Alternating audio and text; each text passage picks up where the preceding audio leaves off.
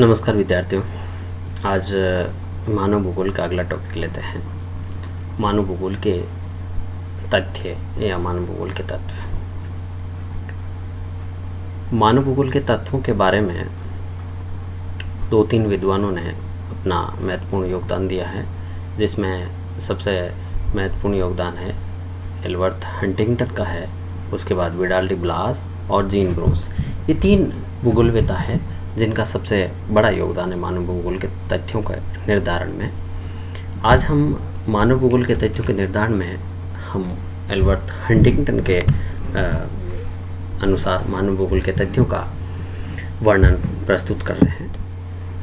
Huntington ने मानव भूगोल के तथ्यों का वर्णन करने के लिए एक विस्तृत चार्ट प्रस्तुत किया और उस चार्ट के अनुसार उनको समझाने का प्रयास किया, जो बहुत ही आसान है। अगर समझ में आ जाए, याद करने में भी बहुत आसान रहेगा। हंटिंगटन ने मानव भूगोल के जो तथ्य थे उनको 2 बड़े भागों में विभाजित किया। पहला उन्होंने भौतिक दशाएं और दूसरा मानवीय अभिव्यंजना। अभिव्यंजना से मतलब यहाँ है रेस्पॉन्स। मानव का क्या रेस्पॉन्स है, मानव क्या क्रियाकलाप करता है, उनसे संबंधित था। हंटिंगटन के अनुसार जो मानव भूगोल के जो तथ्य है उनमें है, आप देखिए, बहुत सीधा सा सिंपल सा एक चार्ट है। इस चार्ट में 2 तरह से विभाजन कर रखा है। ए भौतिक दशाएं, फिजिकल कंडीशन। मानव जहां पर भी निवास करता है कहीं न कहीं ये 4-5 तथ्य भौतिक दशाएं उपलब्ध है, वहां पर किसी न किसी रूप में वहां पर पाई जाती है। उसके बाद दूसरा, मानव इन भौतिक दशाओं में निवास करता हुआ या जीवन के जो भी विभिन्न रूप है वो इन भौतिक दशाओं में रहते हैं और किस तरह के क्रियाकलाप करते हैं, उनसे संबंधित उन तथ्यों को अलग अलग विभाजन कर रखा है। सबसे पहले हम बात करें कि ग्लोब पर स्थिति।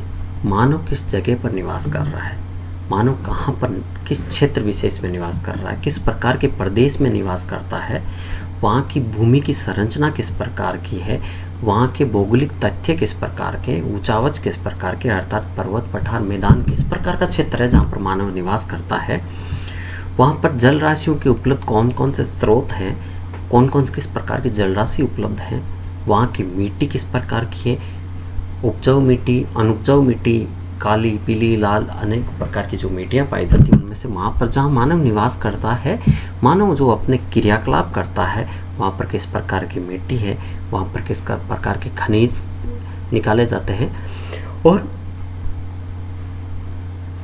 उन क्षेत्र विशेष में जहाँ पर मानव निवास कर रहा है वहाँ मानव वहाँ किस तरह के क्रियाकलाप करता है और वहाँ पर जलवायु क्या किस प्रकार की पाई जाती है। मानव के जितने भी क्रियाकलाप हैं वो इन 5 तथ्यों से, क्षेत्र विशेष से, वहाँ की भू संरचना से, वहाँ के जल स्रोतों से, वहाँ की मिट्टी, खनिज और जलवायु से हैं, मानव के क्रियाकलाप प्रभावित होते हैं। तो इन भौतिक दशाओं का प्रभाव जो आगे मानवीय अभिव्यंजना दे रखी है इन पर प्रभाव पड़ता है। अब इन भौतिक दशाओं में मानव के साथ साथ जीवन के कितने रूप पाए जाते हैं? पेड़ पौधे, पशु और मनुष्य, 3 तरह के जीवन के रूप हैं। और इनमें जो सबसे सक्रिय व्यक्ति है वो मनुष्य है।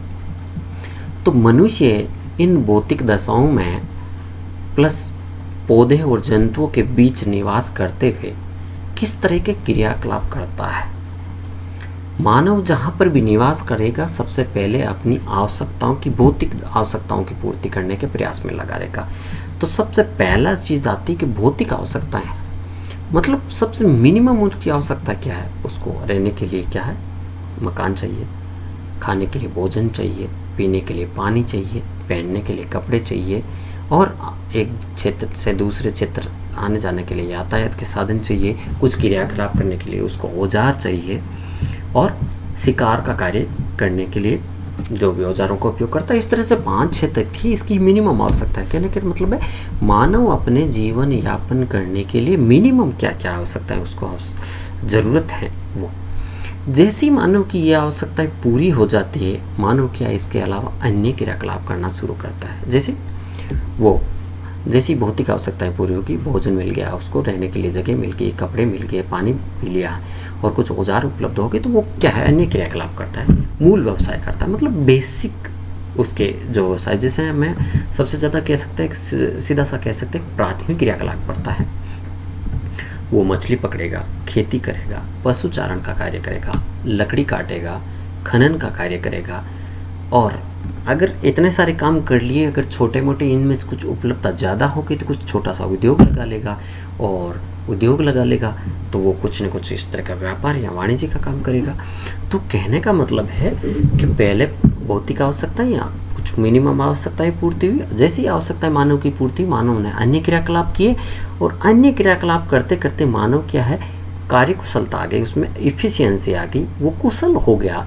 कुशल होते ही वो क्या है, अन्य जो जैसे प्राथमिक क्रियाकलाप, फिर द्वितीय क्रियाकलाप, फिर तृतीयक, फिर चतुर्थक, तो इस तरह से जैसे जैसे मानव अपने आप को विकसित करता जा रहा है, उन्नति करता जा रहा है, प्रगति करता जा रहा है, उसी तरह से वो क्रियाकलापों में भी परिवर्तन आता जा रहा है। और ये सारे क्रियाकलाप कहाँ पर रह के कर रहा है, इन भौतिक दशाओं में रह के कर रहा है, पेड़ पौधे और पशुओं के बीच में रहकर कर रहा है, अर्थात एक भौतिक वातावरण के साथ साथ अपने सांस्कृतिक वातावरण का निर्माण करने में लगा रहता है।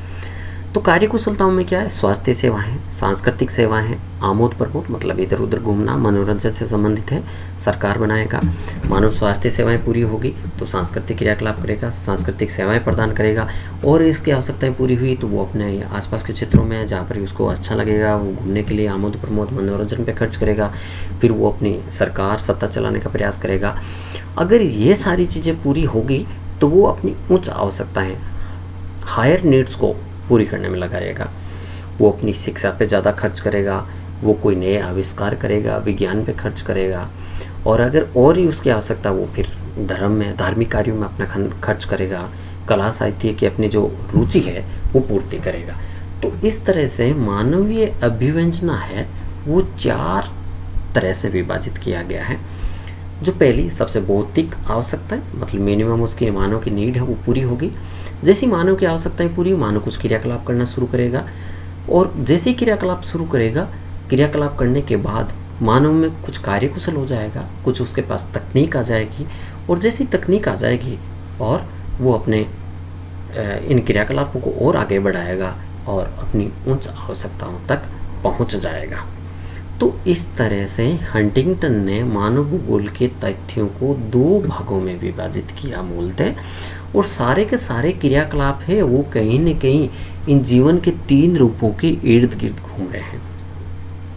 तो विशेष तौर से इसको चार्ट को याद रखने के लिए एक सीक्वेंस वाइज आप इस तरह से चलिए कि सबसे पहले भौतिक दशाएं कौन सी है, 5 भौतिक दशाएं, ग्लोब की स्थिति, मानव किस तरह के ऊंचावचों में रहता है, किस तरह के इस क्षेत्र विशेष में रहता है, वहाँ पर जल के स्रोत क्या है, मिट्टी, खनिज और जलवायु वहाँ पर किस प्रकार की है, और पृथ्वी पर जीवन के 3 ही रूप है, पेड़ पौधे, पशु और मनुष्य, इस तरह से 3 रूप है।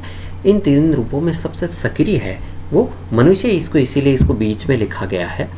और ये मनुष्य किस तरह के क्रियाकलाप संपादित करता है, जिसमें सबसे जो आर्थिक क्रियाकलाप है वो सबसे पहले प्राथमिक क्रियाकलाप करता है, जैसे प्राथमिक पूरे होते हैं फिर द्वितीय क्रियाकलाप करता है, द्वितीय पूरे होने के बाद तृतीयक और फिर चतुर्थक तक जाता है। तो इस तरह से मानव भूगोल के जो तथ्य है उनका निर्धारण किया गया है।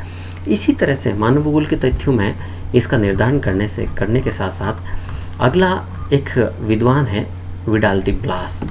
ब्लास ने मानव भूगोल के तथ्यों को भी इस तरह से मुख्य 3 भागों में विभाजित कर रखा है। ये मानव भूगोल के 3 तथ्य कौन कौन से हैं, जनसंख्या, सांस्कृतिक तत्व और परिवहन, इन 3 भागों में विभाजित किया। इनका ज़्यादा इम्पोर्टेंट नहीं, ब्रून्स और हंटिंगटन का सबसे ज़्यादा महत्वपूर्ण है। तो जनसंख्या, मानव की जनसंख्या का वितरण क्या है, वहाँ का घनत्व किस प्रकार का है, जीविका के साधन कौन कौन से हैं और इनका किस तरह से संबंध पाया जाता है, इन कारणों का अध्ययन है वो किया जाता है। सांस्कृतिक तथ्य, मानव जिस क्षेत्र विशेष में निवास करेगा वहाँ पर मानव पर्यावरण के साथ किस तरह से रह रहा है, पेड़ पौधे जंतुओं के साथ किस तरह से उनका उपयोग कर रहा है, उसकी जीविका के साधन क्या है, और मानवीय बस्तियाँ और सभ्यताओं का विकास है इनमें शामिल किया। और तीसरा इन्होंने कारक लिया परिवहन, मानव परिवहन के कौन कौन से साधनों का उपयोग कर रहा है। तो ब्लास्ट है मानव भूगोल के तथ्यों को तीन भागों में: जनसंख्या, सांस्कृतिक तथ्य